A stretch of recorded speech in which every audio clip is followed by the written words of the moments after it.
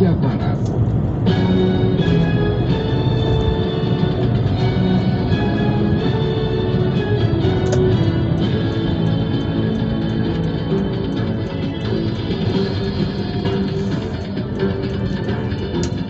Selamat pagi pendengar, dari lantai 7 Medan Merdeka Barat Padang 5 Jakarta, inilah Radio Republik Indonesia dengan Warta Berita Pagi.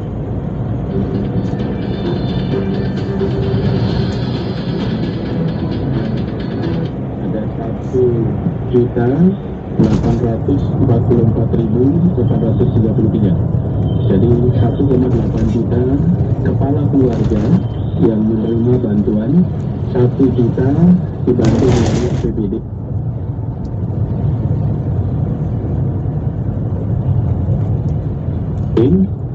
Kalau dari segi distribusi pengadaan barang pangan mereka sementara belum ada masalah nih gitu. Harga masih normal.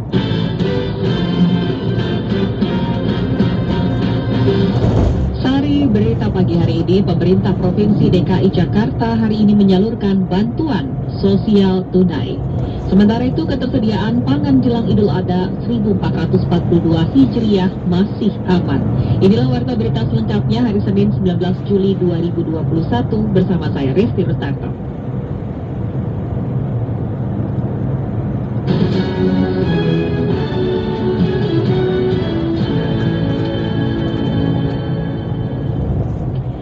Pendengar, mengawali warta berita pagi hari ini kami sampaikan sekilas berita utama.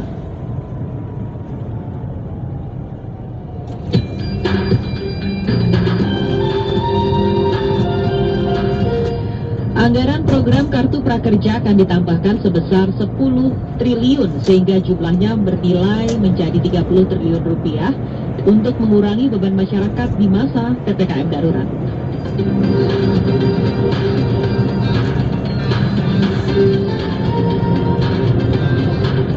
Wakil Presiden Maruf Amin mengimbau pemotongan hewan kurban Idul Adha 1442 Hijriah dilakukan di rumah potong hewan untuk mencegah kerumunan pada masa PPKM darurat. Sementara Gubernur Jawa Timur Khofifah Indar Parawansa akan menyiapkan depo isi ulang oksigen gratis bagi warga wilayah Kota Malang dan Kabupaten Malang serta dan Kota Batu atau dikenal dengan sebutan Malang Raya.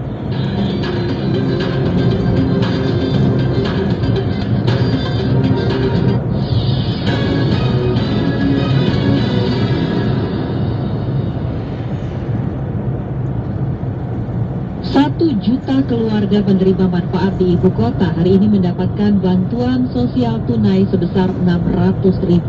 Informasi selengkapnya kita jumpai Alfred Studer.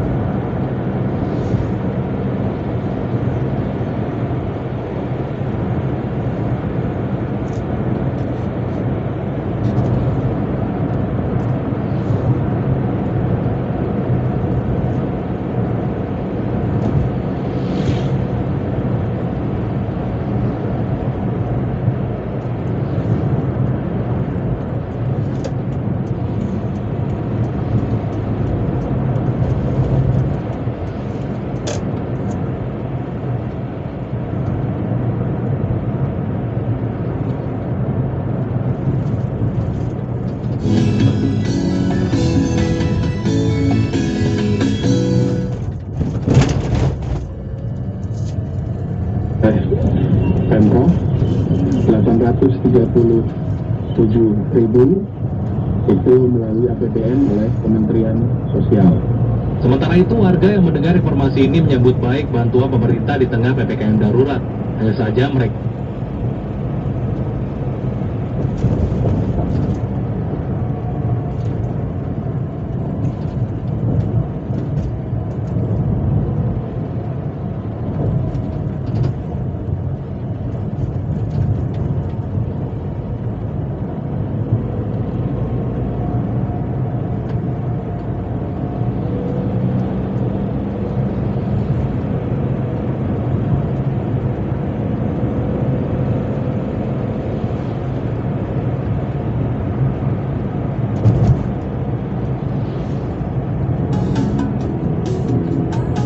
Tanggal cair ini senilai Rp600.000. BST ini merupakan hasil rapel periode Mei hingga Juni 2021 lalu yang akan ditransfer via Bank DKI. Pemprov DKI sendiri sebelumnya telah menjanjikan dana akan dikucurkan pada pekan ketiga bulan Juli 2021. Sementara bagi masyarakat yang ingin tahu keikutsertaan penerima bantuan ini dapat melakukan pengecekan di situs corona.jakarta.go.id. Dari Jakarta, Alfred Suter Pro 3 RRI.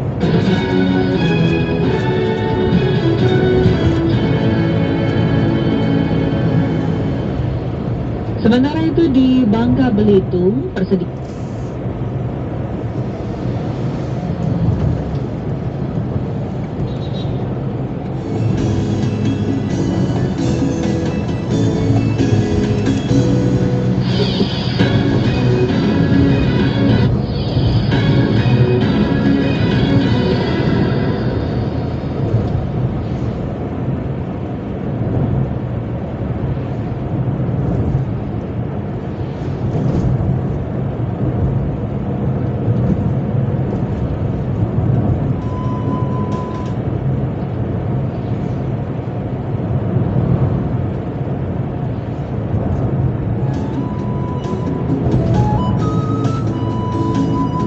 varian Delta yang merupakan varian baru COVID-19 di Jawa dan Bali membuat vaksin COVID-19 lebih diprioritaskan kepada dua wilayah tersebut. Hal itu dikatakan Gubernur Kepulauan Bangka Belitung Erzaldi Rosman menjawab pertanyaan RRI terkait banyaknya masyarakat yang mengeluh belum mendapatkan layanan vaksinasi COVID. Kebijakan dari pemerintah pusat karena varian Delta ini kebanyakan terjadi di Jawa dan Bali, makanya 50% dari ketersediaan vaksin itu diberikan kepada masyarakat Jawa dan Bali. Waktu itu kami sudah berupaya untuk meminta bantuan tambahan karena vaksin ini tidak bisa dibeli juga. Kita hanya berharap bantuan dari pemerintah pusat. Akhirnya kita ada tambahan, kita bagi kepada kabupaten kota, tapi kalau Belitung kita tambah karena kasus di Belitung meningkat. Vaksin sendiri menurutnya akan kembali normal di atas tanggal 20 Juli 2021. Hal itu berdasarkan janji yang disampaikan Menteri Kesehatan Republik Indonesia kepada Gubernur Kepulauan Bangka Belitung. Sementara itu sebelumnya, seorang warga Belitung Timur, Buana, kepada RRI mengungkapkan kekecewaan warga di sekitarnya yang belum mendapatkan vaksinasi meski sudah terdaftar sebagai penerima vaksin. Ada yang sudah mendaftar tapi tidak dapat melakukan vaksinasi karena kuotanya sudah habis. Nah, jadi percuma kita menyuruh masyarakat segera divaksinasi, tapi kenyataannya ketersediaan penerima vaksinasi itu sangat terbatas. Gubernur Erzaldi Rosman meminta masyarakat bersabar dan tetap menjaga antusiasmenya untuk melakukan vaksinasi COVID-19.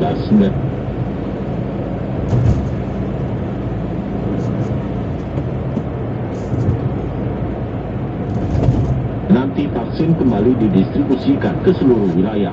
Bangka Belitung, Wanda Sonaham, RRI melaporkan. Ketersediaan vaksin memang kurang, menjadi faktor kita tidak bisa mengakomodir masyarakat kita yang sebetulnya sudah sangat berminat untuk divaksin.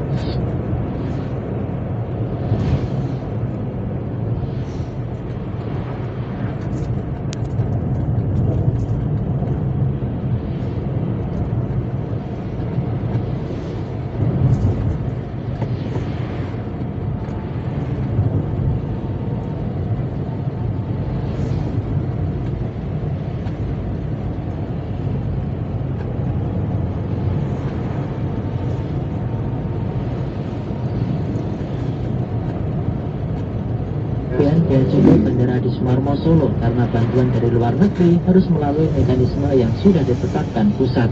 Oleh karenanya bantuan tersebut belum bisa digunakan meskipun saat ini Rumah Sakit di Kota Solo dalam kondisi krisis oksigen. Ketua Pelaksana Satgas COVID-19 Surakarta Ahyani mengatakan oksigen berikut tabungnya seberat 14,150 ton itu harus diterima pemerintah pusat baru diserahkan ke pemerintah daerah.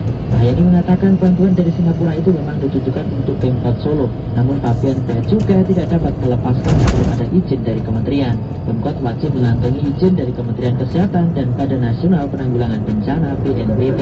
Seperti aturannya tentunya dan benar-benar dari pusat, bantuan dari luar negeri kan harus melalui pusat dulu, punya hibah dari pemerintah pusat, dan yang menerima pemerintah pusat dulu serahkan ke pemerintah kota. Nah ini sekarang baru diusahakan. Ya itu sayang itu sebenarnya kan betul, tapi aturan yang seharusnya dari aturan itu bagaimana dalam keadaan kondisi darurat seperti bisa. Sedangkan Kepala Dinas Kesehatan Kota Solo, Dr. Siti Wahyuningsih mengatakan saat ini kondisi rumah sakit rujukan COVID-19 Solo memang kekurangan oksigen.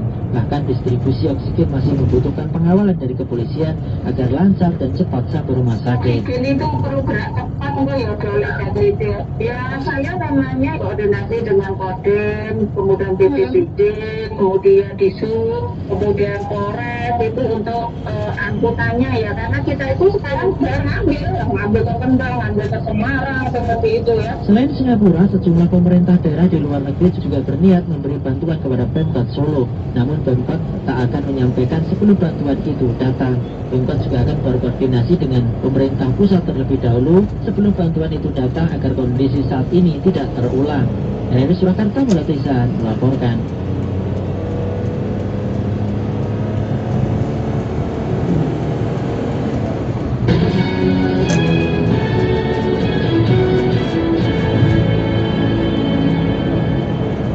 Masih terkait dengan vaksinasi, Kapolri Jenderal Polisi Listio Sigit Prabowo dan Panglima TNI Marsikal Hadi Cahyanto menyoroti capaian vaksinasi di Provinsi Banten yang dinilai ternyata masih rendah. Informasinya bersama Nasruddin Jahari. Pemerintah sedang melakukan upaya untuk percepatan melakukan herd immunity, yaitu dengan cara akselerasi terhadap kegiatan vaksinasi. Kapolri Jenderal Polisi Listio Sigit Prabowo bersama Panglima TNI Marsikal Hadi Cahyanto melakukan pemantauan vaksinasi di Provinsi Banten. Dalam pemantauan itu Kapolri dan Panglima menyoroti vaksinasi di Provinsi Banten yang perlu terus ditingkatkan. Jenderal Polisi Listio Sigit Prabowo menyebut target vaksinasi di Provinsi Banten masih di bawah 14%, sehingga kondisi ini perlu dilakukan percepatan gerakan vaksinasi oleh seluruh pihak. Dalam seminggu ke depan, lanjut Listio, TNI dan Polri akan membantu mengeroyok peningkatan vaksinasi di wilayah Banten. Melalui kerjasama ini diharapkan mampu meningkatkan kekebalan tubuh bagi warga di Provinsi Banten. Wilayah Banten sebagai wilayah yang berdekatan dengan ibu kota, angkanya masih di angka rata-rata 14%, sehingga tentunya perlu kecepatan akselerasi untuk melaksanakan kegiatan vaksinasi. Panglima TNI Marsikal Hadi Cahyanto mengatakan penggunaan masker harus menjadi kebiasaan warga di Provinsi Banten, karena berdasarkan data hampir 90% penggunaan masker mampu menekan penyebaran COVID-19. Saya ingin menyampaikan apa yang selalu diingatkan oleh Bapak Presiden. Yang pertama adalah penegakan prokes, protokol kesehatan, harus selalu menggunakan masker, jaga jarak, dan mencuci tangan. Dan yang kedua adalah percepatan vaksinasi. Selain percepatan vaksin tanpa Panglima, TNI dan Polri juga terus membagikan sembako dan obat-obatan bantuan dari pemerintah. Secara teknis, para Babinsa dan Babin Kamtibmas diminta untuk memantau aktivitas warga di wilayahnya masing-masing. Dengan demikian, setiap warga yang menjalani isolasi mandiri tetap terpantau kesehatannya dan mendapatkan bantuan dari pemerintah. Dari Serang, Banten, Nasruddin Jahari melaporkan.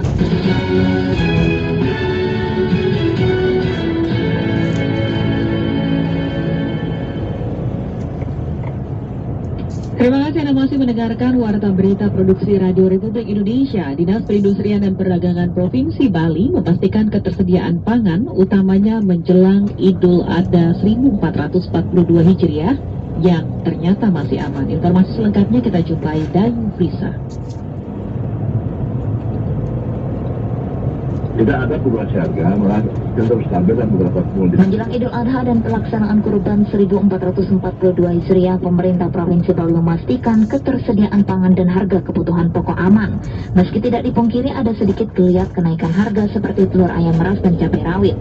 Kepala Dinas Perindustrian dan Perdagangan Provinsi Bali, Iwayan Jarta dikonfirmasi RRI di Denpasar hari ini mengatakan, hingga saat ini ketersediaan pangan di pasar masih aman.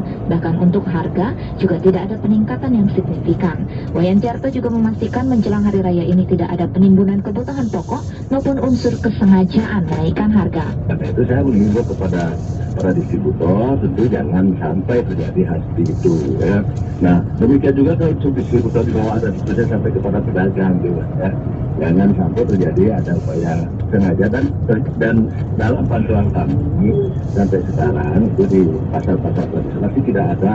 Hal senada diungkapkan Dirut Perumda Pasar Seloka Dharma Ida Bagus Kompiang Wiranata. Hingga saat ini pasokan dan distribusi kebutuhan pokok ke pasar tradisional di Kota Denpasar menjelang Hari Raya Idul Adha lancar. Kalau dari segi distribusi pengadaan barang pangan mereka sementara belum ada masalah gitu. Harga masih normal. Selain itu terkait harga, ia mengaku hingga saat ini masih stabil, tidak nampak ada peningkatan harga signifikan. Meski demikian, di masa PPKM darurat ini, masyarakat yang berbelanja ke pasar menurun drastis. Reporter RRI Denpasar, Dayu Friska melaporkan.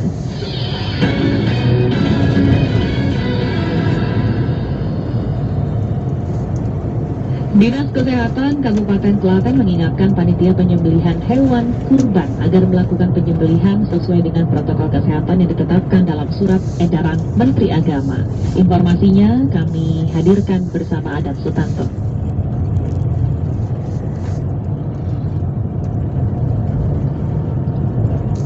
Pemerintah Kabupaten Klaten terus melakukan pemantauan kesehatan hewan khususnya sapi baik di pasar hewan ataupun untuk Dinas Pertanian, Ketahanan Pangan dan Perikanan diperkenalkan telah menerjunkan tim untuk melakukan pemantauan hewan tersebut. Pada seksi pengembangan usaha peternakan kesehatan masyarakat sekitar ini, PPKPP Kabupaten Klaten Trianto kepada RRI mengatakan tim yang sudah terbentuk tersebut langsung bekerja di setiap pasar hewan. Pemeriksaan hewan kurban dilakukan secara fisik murni untuk mengetahui dan memenuhi syarat untuk kurban atau pembelian seperti melihat dari sisi dan juga usianya. Untuk pemeriksaan kandang kami itu kita mengetahui fisiknya dari luar dan untuk mengetahui biasanya hewan kurban ini tidak layak untuk satu dengan melihat dari ini dua dengan usianya. Sedangkan petugas kesehatan pasar hewan Prambanan Marsita kepada RRI juga mengatakan di pasar hewan Prambanan tersebut pada hari pasar maupun cukup ramai dibanding hari pasar sebelumnya. Dari pemeriksaan terhadap hewan kurban yang masuk di pasar, hewan tersebut yakni belum menemukan adanya penyakit zoonosis. Marsita mengatakan terhadap hewan kurban yang sudah tersiap akan diberikan surat keterangan kesehatan. Pasar hewan Prambanan ada kalau terjadi transaksi maka pada tersebut dilakukan oleh kita berikan surat keterangan kesehatan hewan tapi karena uang masih. Marsita menambahkan hal itu dilakukan untuk memberikan kejelasan dan kenyamanan terhadap masyarakat yang akan melaksanakan kurban.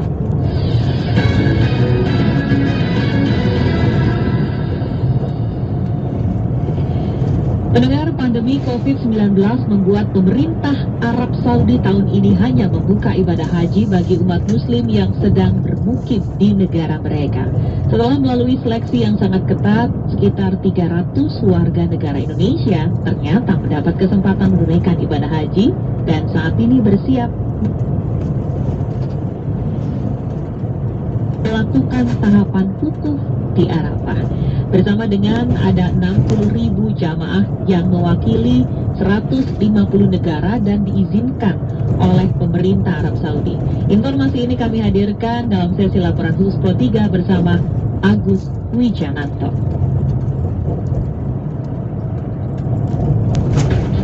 Laporan khusus. Laporan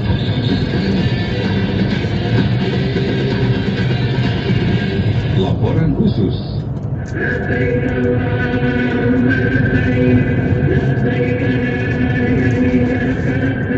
Ratusan jemaah haji Indonesia sejak semalam sudah berada di Padang Arafah.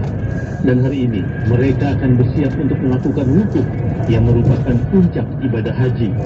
Sekitar 327 warga negara Indonesia terpilih untuk bisa mengikuti haji tahun ini bersama 60.000 jemaah dari 150 negara lainnya. Dan seluruh jemaah haji itu tidak ada satupun yang datang dari luar negeri. Mereka semua adalah warga Saudi dan warga negara asing yang tinggal atau sudah menetap di Arab Saudi. Salah satu WNI yang beruntung bisa berhaji tahun ini adalah Niam Al-Muzaki yang baru setahun menetap di Arab Saudi. Menurut dia, pemerintah Arab Saudi melakukan seleksi ketat terhadap setiap orang yang akan mendaftar menjadi jemaah haji. Saat ini memang dikondisikan cukup ketat dengan berbagai protokol kesehatan, mulai dari pada saat pendaftaran yang memang diseleksi secara langsung melalui online, dan beberapa syarat yang mana kita harus melakukan dosis kedua vaksin ya, kemudian membayar sejumlah uang sebesar 14.000 rial atau 53 juta lebih. Kemudian di dalam pengaturannya kita dibantu oleh koordinator, yang mana koordinator ini dari perusahaan jasa haji, dan kita dikelompokkan dalam grup itu 21 orang. 21 orang ini nanti setiap kegiatan haji akan dikawal dengan satu mobil polisi, dan kita mendapatkan satu bus yang terisi 21 orang. Kementerian Haji Arab Saudi juga melakukan pengaturan lalu lintas dan kegiatan jemaah secara ketat.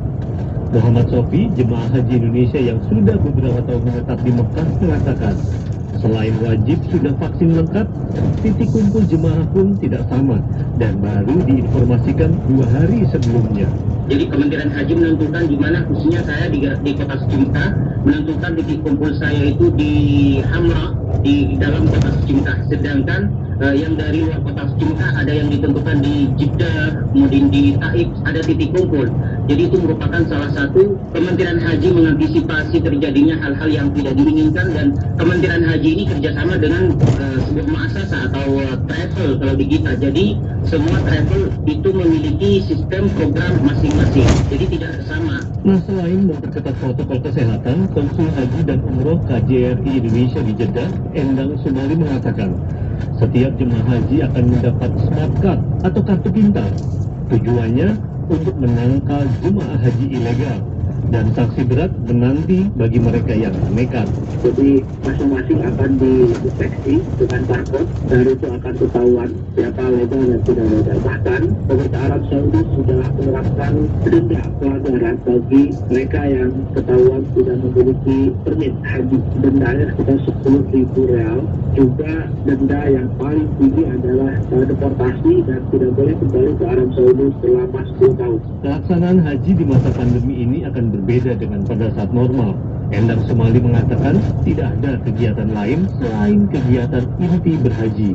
Pelaksanaan ibadah haji tahun ini memang sangat singkat ya. Akan diawali di tanggal 7 Zulhijjah, yaitu pada hari Sabtu. Jemaah dari berbagai daerah di Arab Saudi akan mendatangi 4 titik kumpul. Dari 4 titik kumpul itu jemaah akan bergerak ke Masjidil Haram untuk melaksanakan tawaf subuh, dan setelah itu akan ditempatkan di tenda-tenda yang ada di sekitar Mina, yaitu di dekat dengan Jamarot. Setelah itu pada tanggal 9 Zulhijjahnya akan berangkat ke Padang Arafah untuk wukuf, lalu melaksanakan wukuf sampai terbenam matahari, kemudian menuju ke Muzdalifah ya sekitar sampai tanggal 22 Juli. Jadi hanya pelaksanaan inti dari selama mengatur haji saja.